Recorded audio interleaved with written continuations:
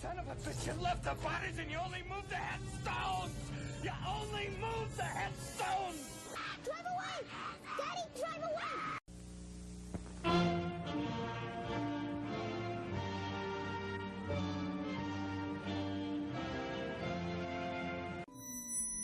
They're here.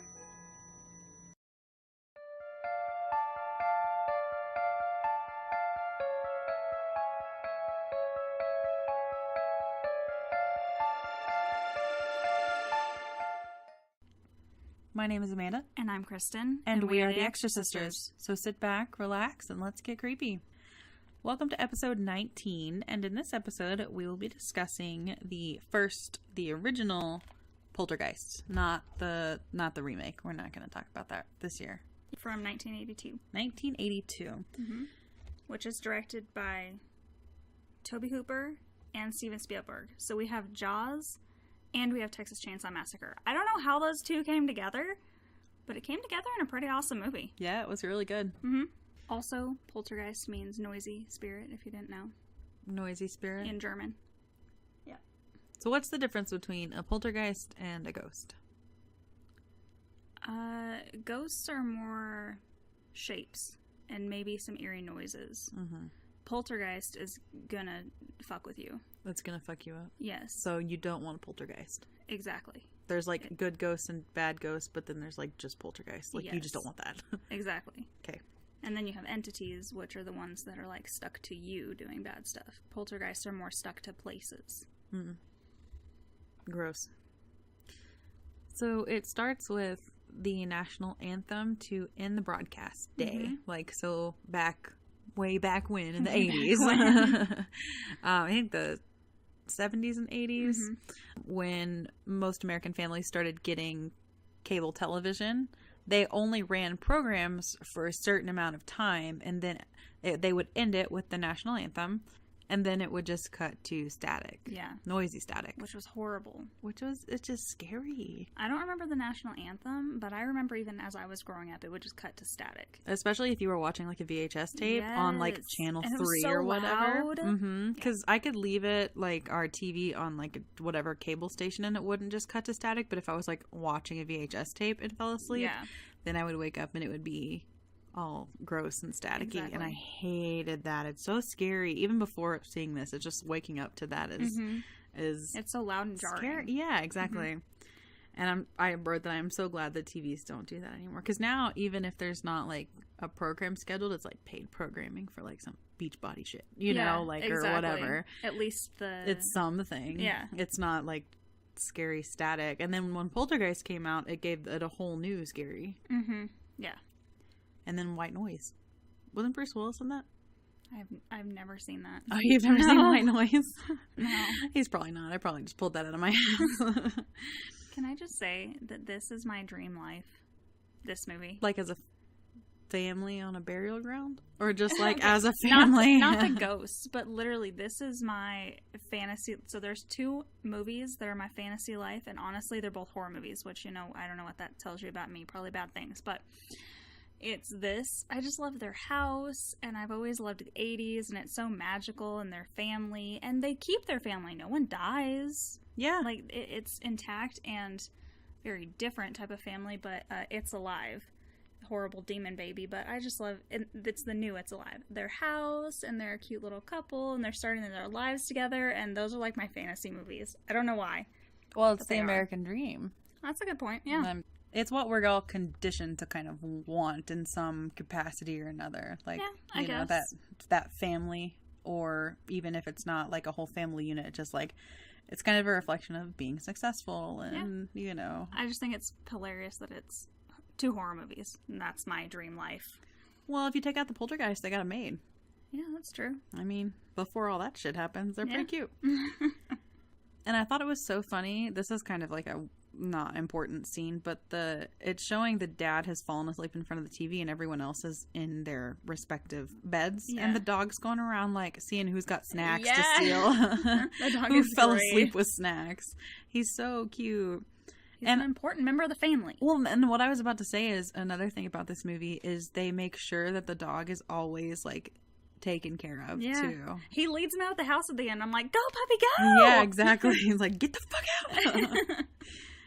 And then the youngest little girl, her name is Carol Ann, wakes up, and she's the iconic, they're here, little girl. So, like, if you can see that in your head. But she wakes up, and the noise or the static is drawing her downstairs. So she wanders downstairs, and then she just sits in front of this static on the TV. And she's like, hello? What do you look like? Talk louder. I can't hear you. And she wakes the whole family up because she's like, hello. I can't hear you.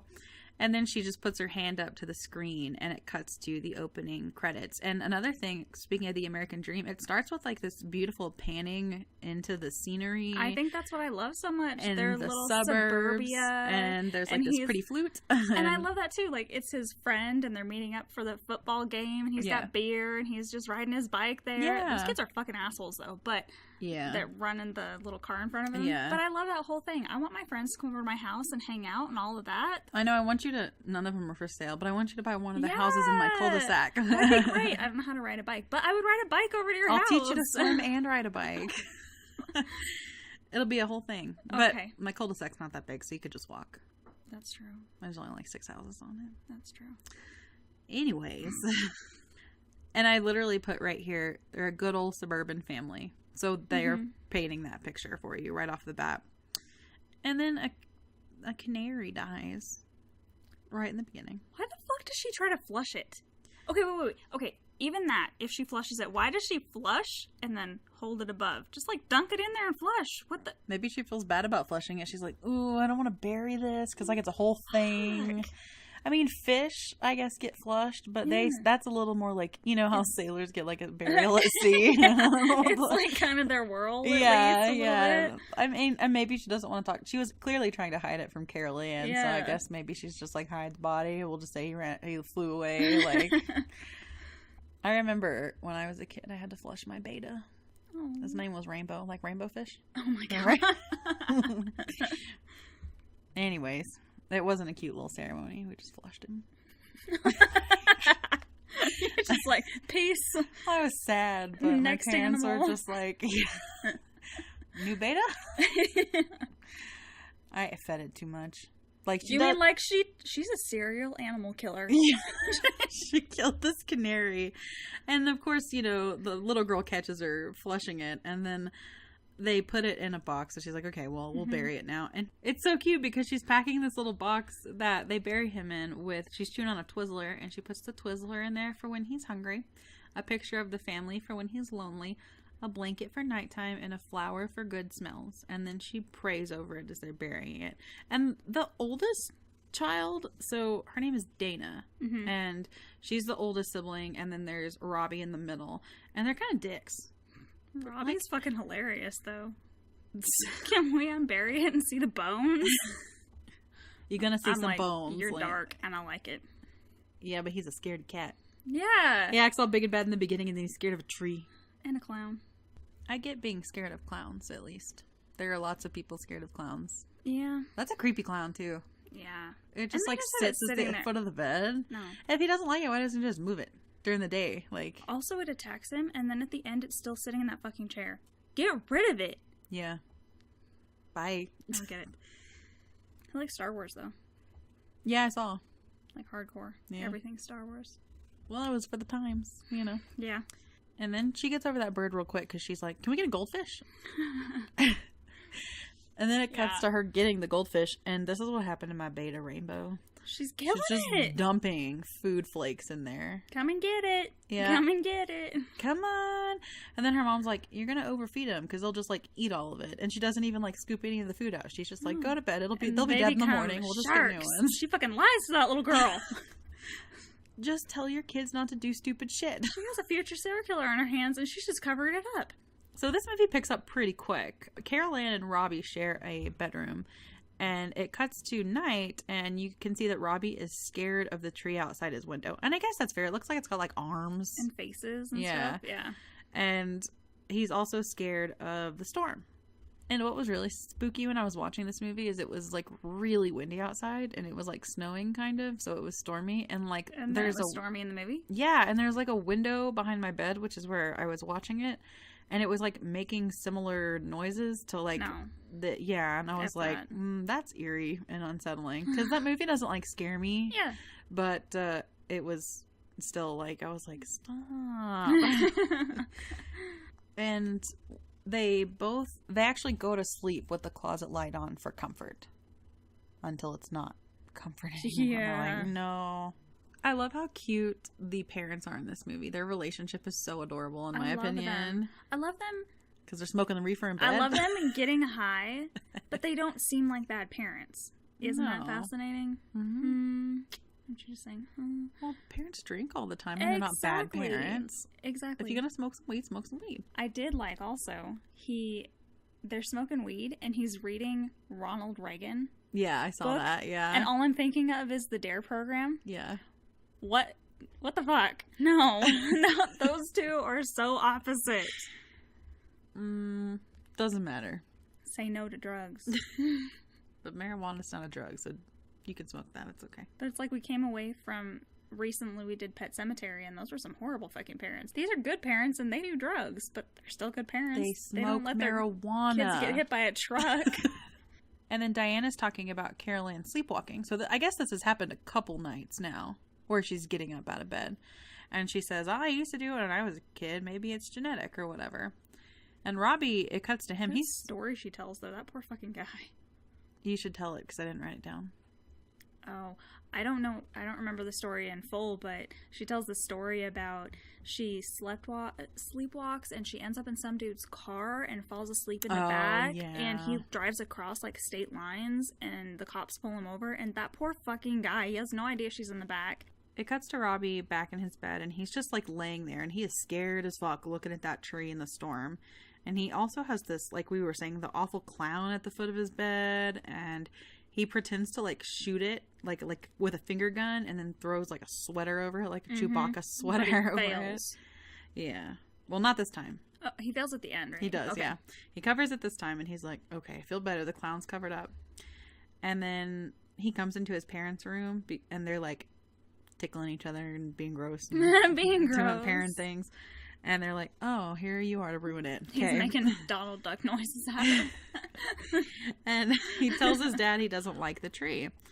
And his dad says he put the house next to the tree to protect them, that it's old and wise. And then he tells them, if you count the time between the lightning and the thunder strike, every time it's getting shorter, it means the storm is passing over you. And so they're counting the time between the lightning and thunder, and it cuts to, and it's like getting less and less, but then it cuts to Carol Ann and Robbie both in bed with their parents anyways. Yeah. Which is cute, I guess, and I know that'll happen if I ever have kids, but it's like, man, this is sacred ground. Get out. Get out of my bed. Yeah, but you'll also love them. Yeah. And they fell asleep with the TV on. Mm-hmm. And so, of course, it's playing the national anthem, and then it cuts to static again. And this is when Carol Ann, of course, wakes up immediately as soon as the static comes on, and she just sits in front of the TV. And then this, like, phantom-y stuff starts coming out of the TV. Mm-hmm. Great 80s CGI. Yes! Yeah. And it goes into the wall behind the parents' bed. Mm-hmm. And the bed and the whole house start, like, rocking like an earthquake. And then she's like, they're here. And then it cuts to the next day, and there's a tractor digging a hole in the ground for a pool. And the mom Diane asks Carol Ann what she meant by they're here last night, and she says the TV people. Fuck that. And then Carol Ann, after they kind of eat breakfast, and Carol Ann goes to this little TV they have in the kitchen and switches it to static. Mm-hmm. Like she goes to find static, and she's just sitting like right in front of it. And Robbie's utensils bend after a whole glass is like shattered. Just breaks from the bottom. Yeah. And they're like completely, this fork and the spoon are just like completely bent in. And then she also this is important to note later, she gets onto them for not pushing in their chairs when they leave the table. And then I made a note of this. It's not really important to the story at all. But the construction men that are digging the hole in their backyard for the pool are catcalling Dana, Yeah. their like 15-year-old daughter, Yeah. catcalling her. Yeah. And then they're like just staring at her while she's like going to school or whatever. My mom made a point, like, my grandfather would have fucking had their asses. Are you serious right now? Yeah. Well, and then Diane is like, oh, ha, ha, ha. I'd be Well, like, no.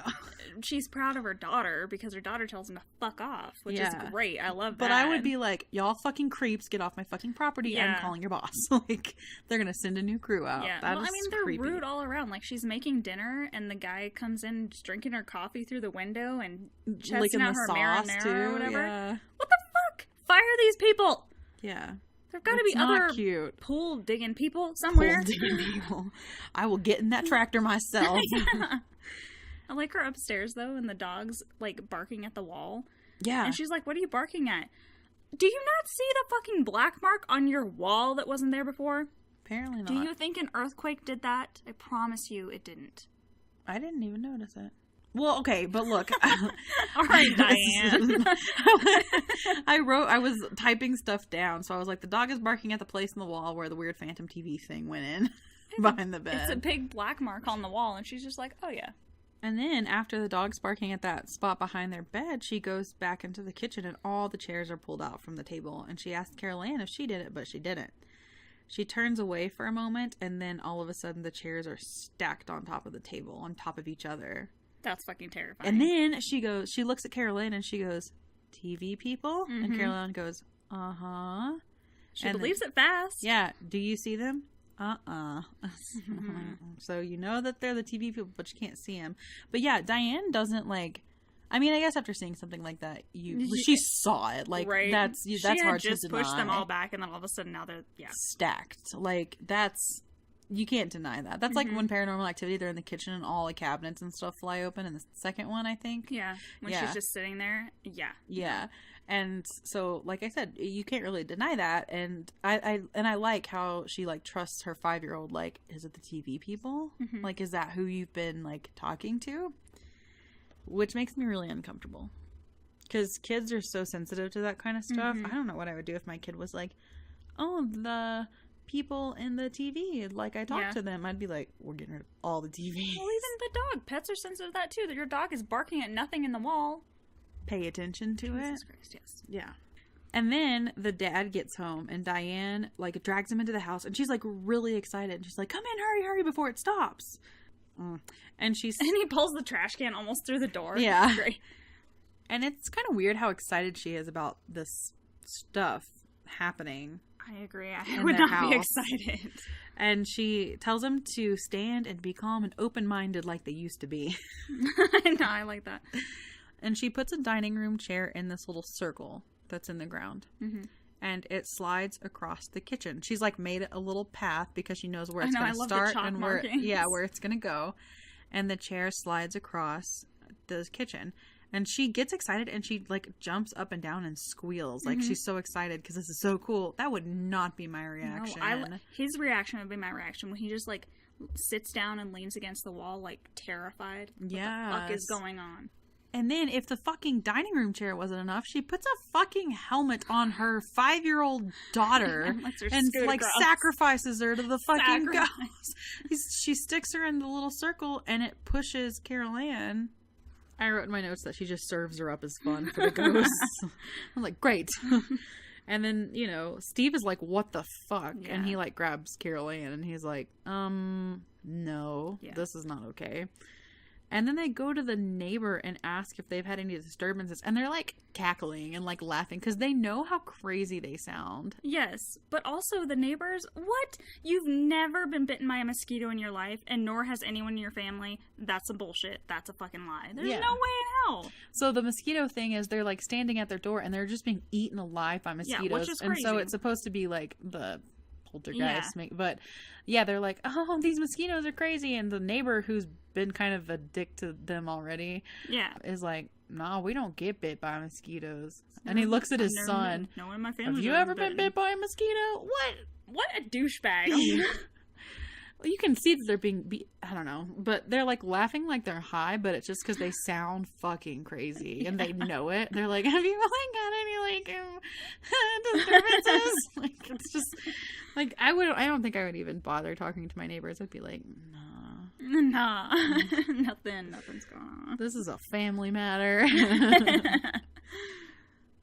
And that's exactly what Steve says. They come home and Steve says they're going to keep it in the family. And she says nothing bad happened and it's just another side of nature that they don't understand.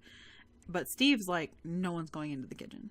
It's like quarantined. Nobody's going in there. And then there's another storm. This movie is just like full of like horror movie storm nights. This one drives me crazy though. The storm? This storm in particular. Because there's a fucking tornado that you see off in the distance. A fucking tornado. And literally nobody talks about it in the rest of the movie. No neighbors are asking about this. It's out and about. It's not in their house. I would also like to point out, being from Tornado Alley, you can't really see tornadoes at night.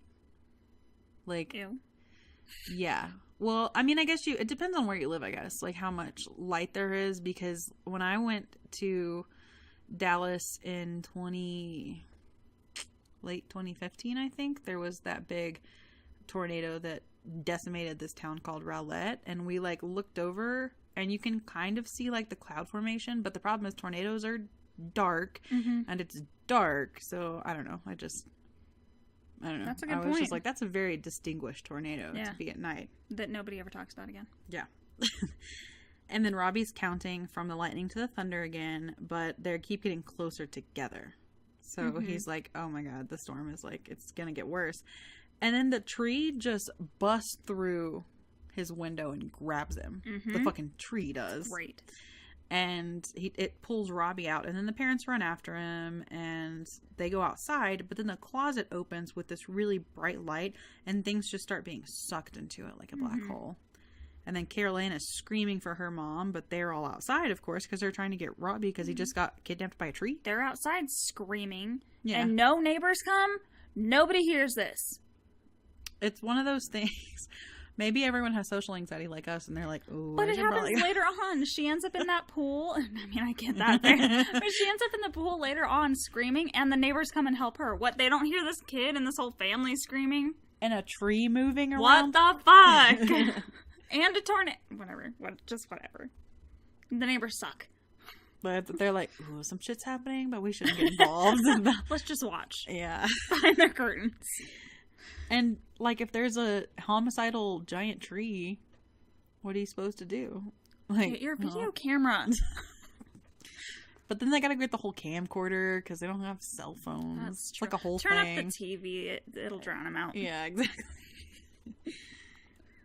That's not very suburbia. Usually suburbia is very nosy. Yeah. And they want to come out and see everything. And his neighbor is so close that they're literally almost like touching out the window earlier with the remotes. Yeah. So you can't hear that? Yeah. Bullshit.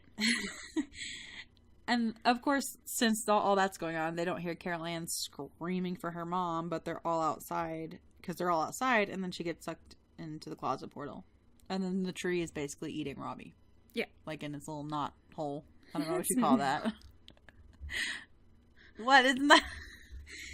Isn't that what you call it? It's like a knot in a tree. It like opens up, so it makes like a knot hole. Yeah. And it's like sucking them in the knot hole. Yeah. Yeah. Nobody wants to suck a knot hole. I also wrote, everyone is getting sucked into something. Because, like, she gets sucked into the vagina. Well, later on it's vagina. Right now it's just a closet. I did not write down that it was a vagina. How did you not? It literally births them back out. It's a vagina. Well, that was disgusting. Yeah. They finally get Robbie out of the tree, and I put, there was a tornado, but then it just like went away.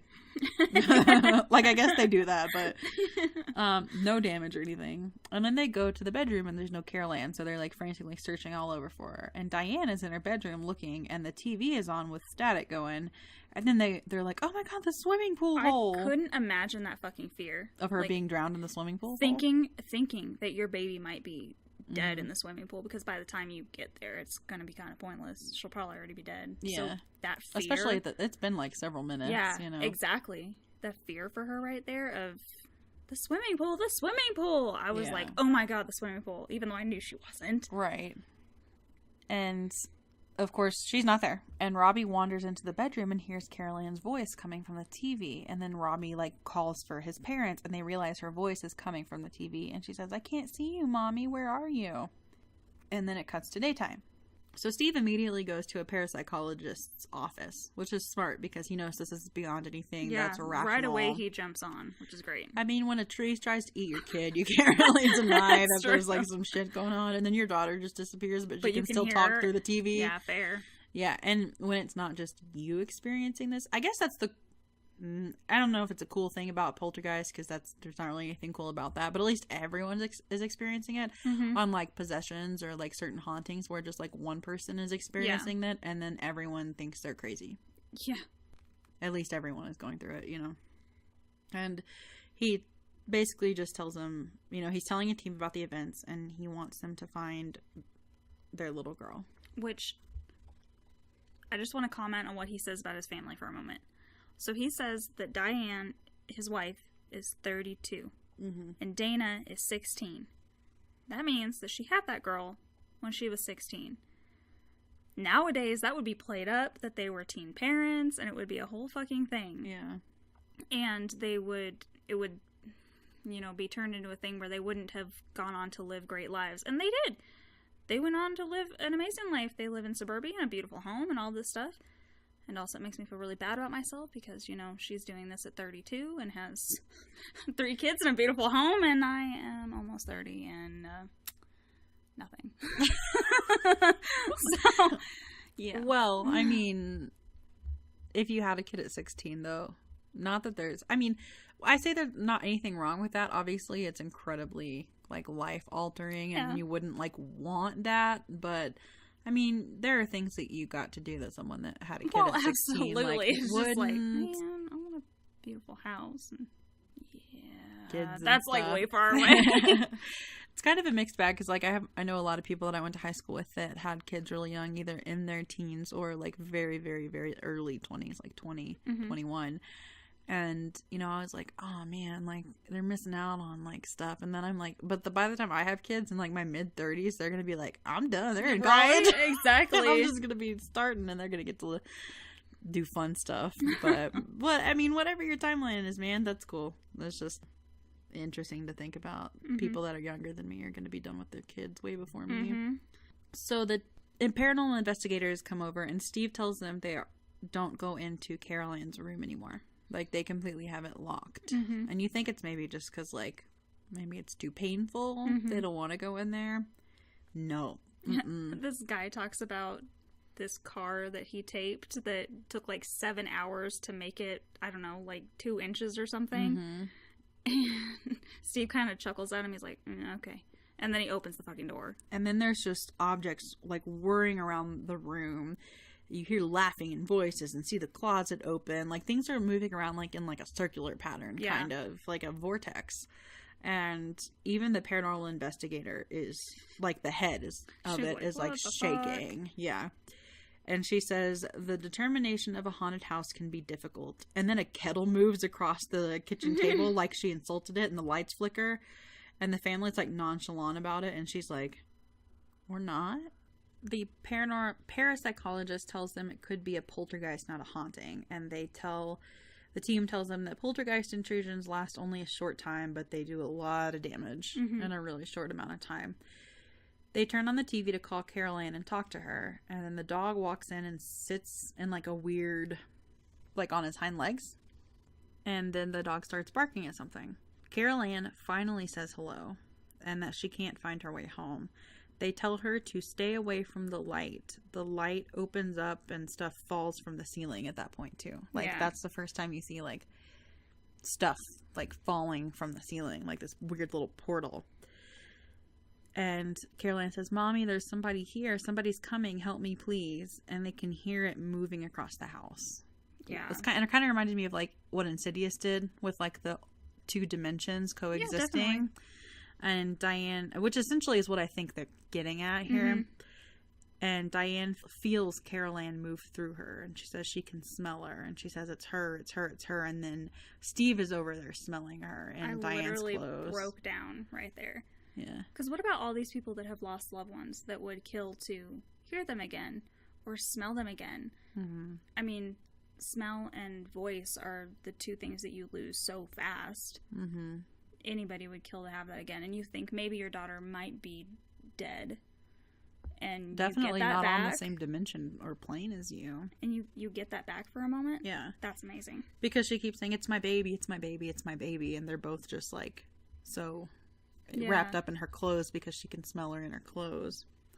And then they hear loud stomping and growling, and then something knocks them all over and they can't hear Carol Ann anymore. So the parapsychologist asks where Carol Ann was playing when she disappeared, and she says that she was in her closet. And Steve says they'll never let me in. And when he says they, he means whatever these like spirits are. One of the investigators like got bit during all of this. like intense bit. And it fucked him up real good.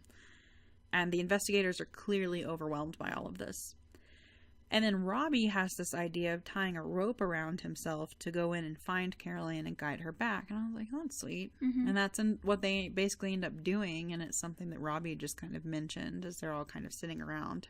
Yeah. Now that you've mentioned that about Insidious, all I'm sitting here thinking of is all the parallels between this and Insidious. Insidious took a lot of things from this. Mm-hmm. Like, even that this demon took this little boy at the very end of Insidious. He's, like, sitting in this area with the demon up there, and... Yep. Huh. Because all I could think about was that, like, what it looked like to Carol Ann, but then if you think about Insidious, you've got kind of what it might look like. Yeah. Huh. And they're sitting around, and the parapsychologist is talking about dying and their souls moving on, and she says some people get lost on their way to the light and they need help getting back. And then everyone is like sleeping all together in the living room except for one investigator. He's eating Cheetos and making stuff in the middle of the night. He's snacking. He's getting some snacky snacks. And then he sees something move across the counter on its own, and it's a raw steak. Which was a real steak. Ew. Mm-hmm. That's disgusting. And stuff is like protruding out of it. And then it's got like maggots on it. Yeah. Ugh. And he like heaves in a sink, and then the lights start flickering, and he starts just peeling the skin off his face. That's Steven Spielberg's hands, by the way. Oh, Grabbing really? at his face, tearing that down. Yeah. Ew. And then he snaps back to reality, and the activity starts picking up again. The investigators see white, pretty lights and veils, and like they look like they're angels almost, moving from downstairs. They're definitely some sort of beings. And then it starts, moving downstairs. And then everyone is awake and terrified. And it disappears back upstairs. It's like a woman. Mm-hmm. It looks like a lady. It disappears back upstairs through the ceiling. And they look back at the tape, and there are a lot of people coming downstairs. Like a whole fleet of people coming downstairs. And they send Robbie and even the dog to Grandma's house. I love that. Yeah. Protect the puppy. Yeah. Doing babies. I mean, whatever with the kid, but protect the puppy. Yeah, protect the dog. And Dana's pretty much been with friends this whole time. Like, just sleeping over at friends' houses. Friends. Yeah. She a hoe. Wow, Kristin. We later on find out. Hoe shame on the show. She's been at this motel. She's like, oh yeah, I know that place. And then she gets out of this dude's car, and she's like in a skirt and all like hair's all cute. I'm joking. She's not really a hoe. I know. But we know that she's been at this motel. She's hanging out with her friends. And she gets out of this boy's car like at the end. Okay. She's been with her boyfriend the whole time. Yes. I would do that though. Like, first of all, my parents are way too distracted by my missing sister to notice, and I would be upset. I wouldn't probably be. I don't know, but they're too distracted, and they're not going to pay attention. And he'd be helping you with that upset and helping. Yeah. Right. Yeah. And then the team takes tapes and artifacts that fell out of the ceiling to the lab. I was like, what are you testing for? Oldness. Yeah. Ryan, one of the investigators, stays, and Marty, the one that like hallucinated and like all that shit happened to, he will not be back. The parapsychologist says that she will be bringing help. And then Steve's boss comes by to see how he's doing. So Steve hasn't been going to work. And he's all, like, sketched out. Yeah. Like, are you doing something else? I see cameras and stuff. What? The man can't have a side hustle? Well, he's all sketched out because he's like, he lives in this development because he's on the development team and he's one of their top sellers of these homes. And so he's like, where are you going? What are you doing? Let me take you somewhere. We don't want you to go anywhere. Like, he's just like prying because he thinks he's taking all this time off work because he's finding a new job. Yeah. And he's scared. And he's like, let me take you on a little ride to show you something. And then Diane stops by Carol Ann's room and knocks and tries to talk to her. And she opens the door and it basically screams and pushes her out. And she's like, I'm sorry. As Like, she should be. yeah. I said, fuck off, this is our room. Get out, Mom. And then Steve's boss says they can move him into a bigger, better house because they think he's leaving. So they're basically bribing him. And they didn't make him a partner 3 years ago, and they're sucking up because they don't want to lose him. So they basically think that they fucked up by not making him a partner, and he's mad, so he's leaving. And so they want to give him this big house on the top of this hill that overlooks the whole, like, development. Yeah. And he's like, oh, I mean, no. I love when he tries to put his arm on him and he just, like, brushes it off. I'm like, yeah he's a douche. There's a cemetery there, and he says they've already made arrangements to move the cemetery, and he says it's no big deal because they've done it before, and then Steve realizes their house is on top of an old cemetery. Yeah. Which he was basically in the dark about. Yeah. And so he's really uncomfortable. But he's like, okay, well, they moved the cemetery, so it's still creepy, but that's not a problem, I guess. If nobody's complaining, who's going to complain? Well, whoever there is to complain. No one's complained until now. What does that mean? There's no one to complain because you moved the fucking bodies. Well, because you didn't move the bodies. You moved the headstones. Yeah. And then the parapsychologist brings back the badass, high-pitched, little short lady, Tangina. She's awesome. Yeah. And she has the best voice ever. I remember when we were talking about women in horror, we talked about this actress. Her name is Zelda Rubinstein, I think. Yep.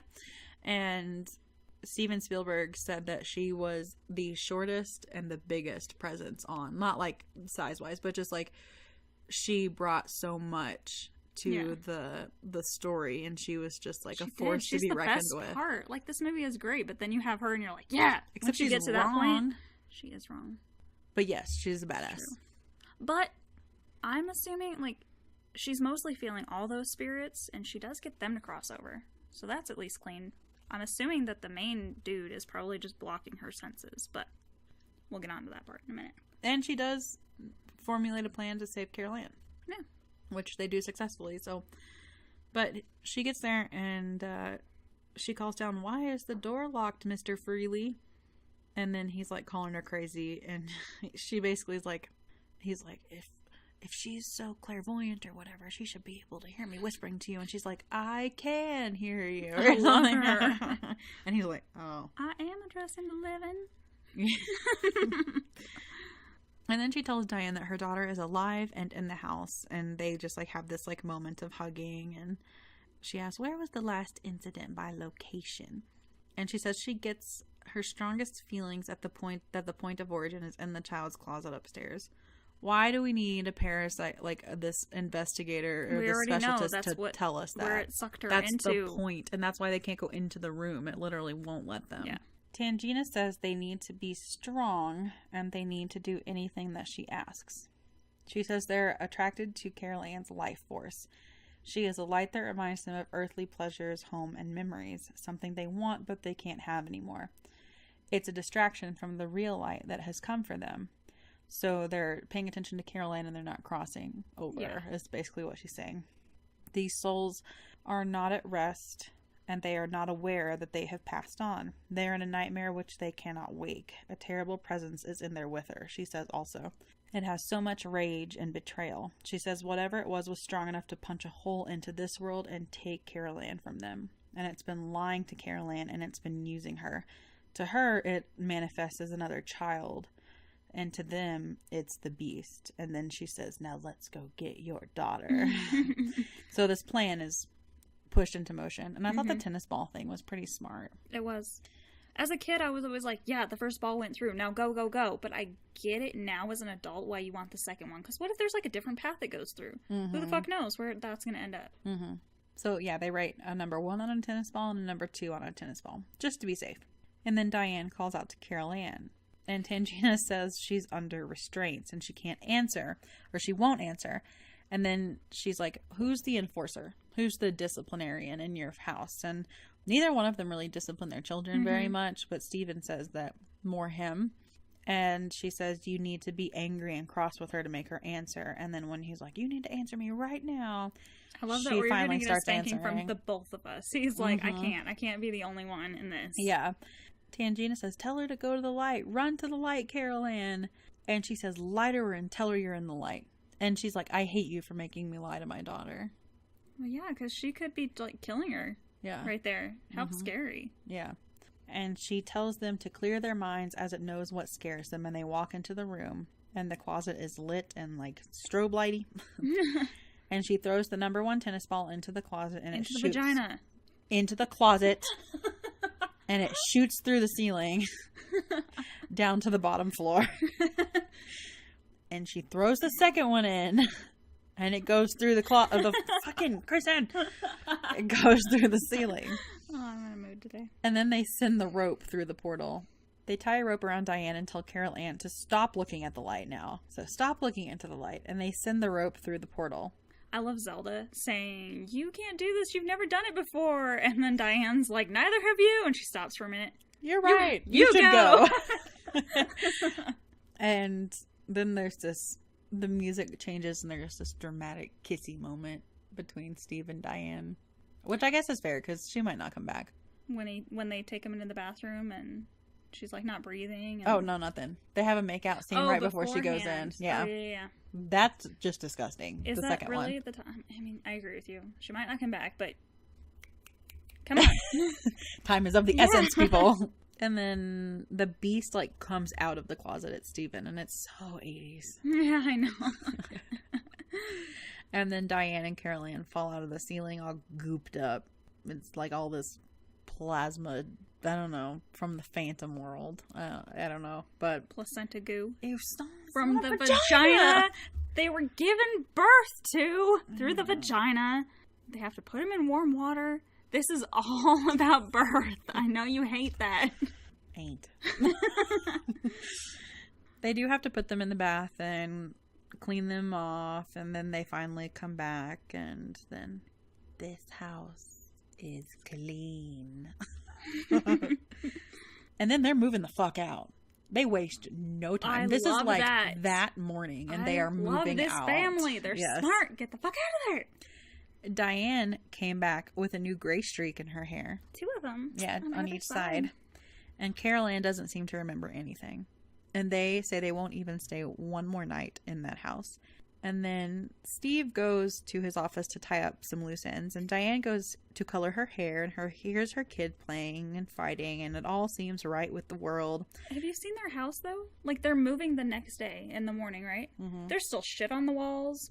He's got that stupid clown still sitting on the chair. There's stuff everywhere. Even their bathroom, there's still stuff everywhere. The bedroom's got boxes open. Like, they haven't filled them. Pictures are still up. Bullshit, you're moving in the morning. They're just getting out. They'll come get that stuff later. They'll send for it.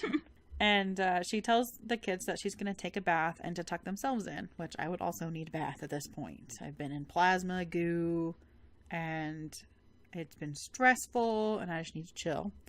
So the kids I love her bathtub, too. Oh, I know. So nice. Yeah. And the kids are going to sleep, and Robbie tries to cover the clown with the sweater, but he misses this time. That's the time he misses. Yep, this is the time he misses. And then Robbie wakes up to the clown being gone from the chair. Scream for your mother. Right there. Yeah. Like, you already know creepy shit's going on. You know that clown was there before. Yeah. Literally scream for your mother. Why are you looking under the bed? And not just creepy shit's been happening. Like, actual, like, invasive, like... Exactly. Life-altering. Like, yeah. Stop what you're doing! But no, he looks under his bed. And of course it's not there. But then it ends up... So as soon as he like comes back up from looking under his bed, the clown wraps its long, weird arms just like around his neck and is dragging him under the bed. That was actually choking him in the making of the movie. Oh, that's sad. And he was like screaming and freaking out, and Steven Spielberg was like, "Oh, this kid's acting great," until he started turning purple. And he was like, "Oh fuck." Yeah, it was literally strangling him. That poor kid. There were some... This is another one of those movies where they thought it was cursed and there was something haunting it because a lot of bad shit happened. There probably was. Yeah. Well, something's gonna haunt us eventually. Don't say that. I'm sorry. Nah, we'll smudge a lot and it'll be fine.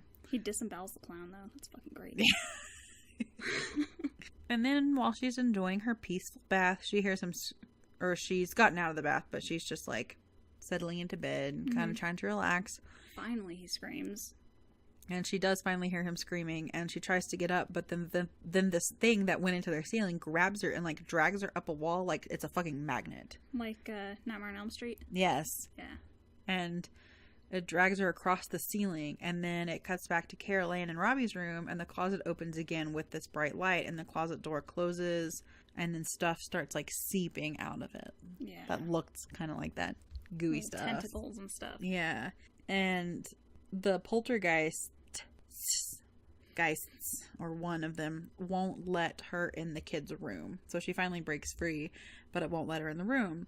And it manifests as like this spooky, spidery skull ghost thing that sounds like a lion. Like literally like a soundbite of like a lion. The MGM lion? Yes. Yeah, that's it. What it was? Oh, okay. Yeah. And it knocks her down the stairs. It won't let her go outside or in the kids' room. So she's just basically like confined to the living room. And then Diane finally gets outside to try to get help and ends up in the backyard. Ends up in the pool. The pool hole. It's still not like a pool. It's still just like a hole in the ground. Yeah. A muddy hole in the ground. And skeletons start popping up around her. And a casket like lifts up out of the ground to reveal another skeleton. Those are real bodies, by the way. Ew, what? Where'd they get them? Yeah, those are real bodies. Yeah. From a place that gets together cadavers for universities. It was too expensive for them to have skeletons made, so it was cheaper for them to get real bodies, and they didn't tell the actors. I forget the actor's name, but Steve asked, he goes, "God, I mean, you guys did an amazing job, but did you have to make them smell so bad?" And the guy who did it looks at me and goes, "What do you... That's a real body. That's why it's smelling like that." That's disgusting. And also, like, a little disrespectful. If somebody's donating their body to science, they're not donating it to Steven Spielberg to use in a movie. I would fucking love that shit. Please, somebody put my dead body in a movie somewhere. I am fucking down with that. Oh my god. If I found out one of my relatives had their body in a horror movie, I'd be like, that one right there. I'd tell everyone, look at that one right there. Like, that's my family that's member. my kid. But, like, not, like, in a play or whatever. Oh, that's my uncle right there. You see him? That's him right there. You're doing so good. Look at That that would be skeleton. me. That would be me. And she's, of course, screaming, and the neighbors come out to help her out of the pool, but they're too scared to go inside and help her, so they just don't. Diane opens the door to see them holding on for dear life, so she finally gets up to Carol Ann's room, and they're, like, holding on, trying not to be sucked into this void. She pulls them out of the room, finally, through this, like, chain, like, human arm chain she's got going on. And then Steve gets home, and he's like, what the fuck is happening? I love her... God help me, though. Like, how intense is that? If Save my children or whatever. Yeah. The whole house is coming apart and shaking and not letting them out, and coffins keep popping up everywhere, and Steve confronts his boss because his boss shows up for some reason, and he yells at him, "You only moved the headstones, you didn't move the bodies." They finally get in the car, fumble with the keys. The kid. It takes forever. I love the kid.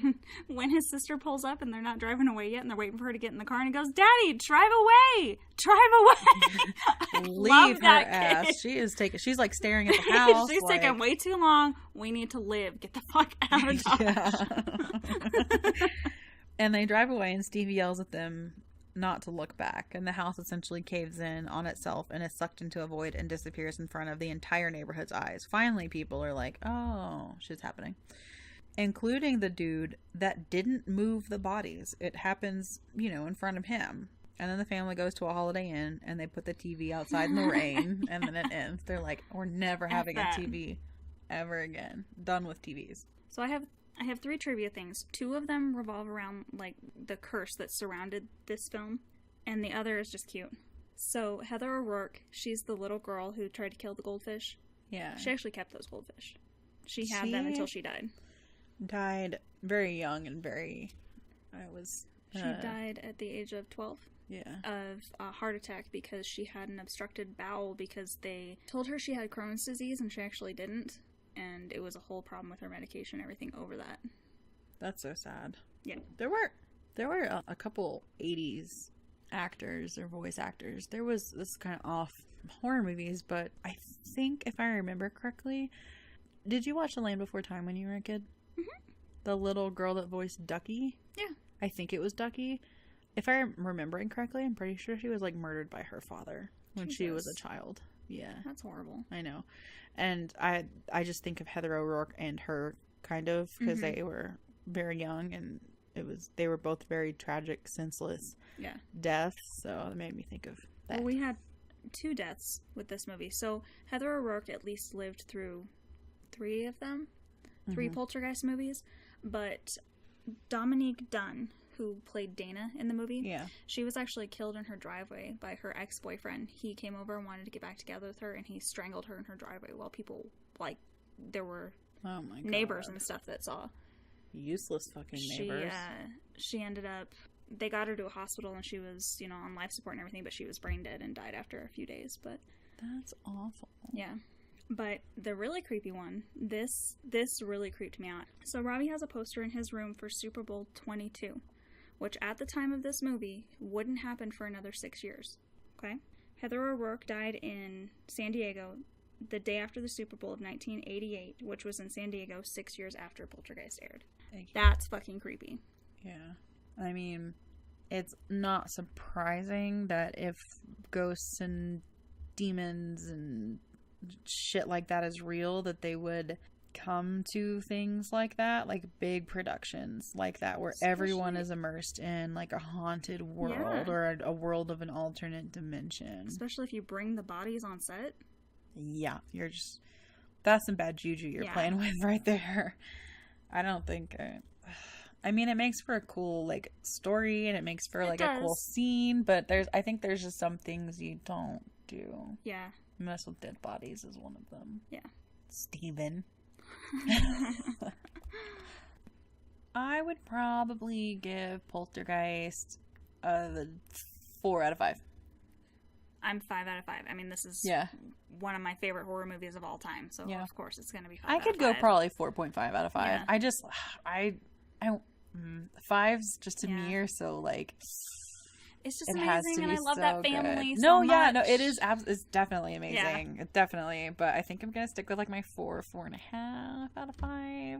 I think the only one I've given a 5. Well, I think a 5 to The Blob, Us, and The Exorcist. Yeah, I think that's it so far, and they're all great, and this movie's great too. So. Yeah.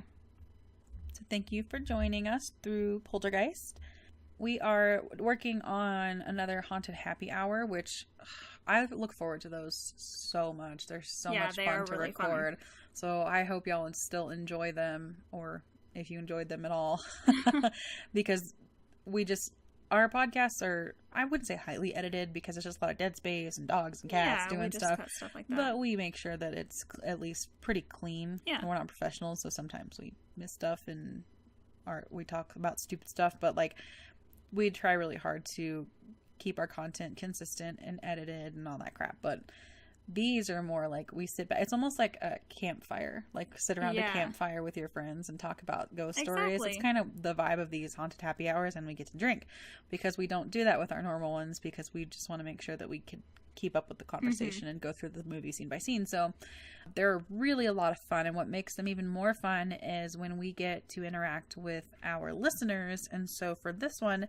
if you know of anyone or have even had an experience with a haunted doll or even a haunted artifact of some sort, we're kind of focusing on dolls, but any toys, anything that you maybe had as a kid or your kids had that was like a little sketchy or something like that, we would love to hear it. So you can email it to us at theexorcisters@gmail.com. You can find us on Facebook and Instagram. Both are The Exorcisters Podcast. And you can find us on Twitter at The Exorcisters. And next time, back in your gilded cage, Melanie Daniels, Till then, stay creepy.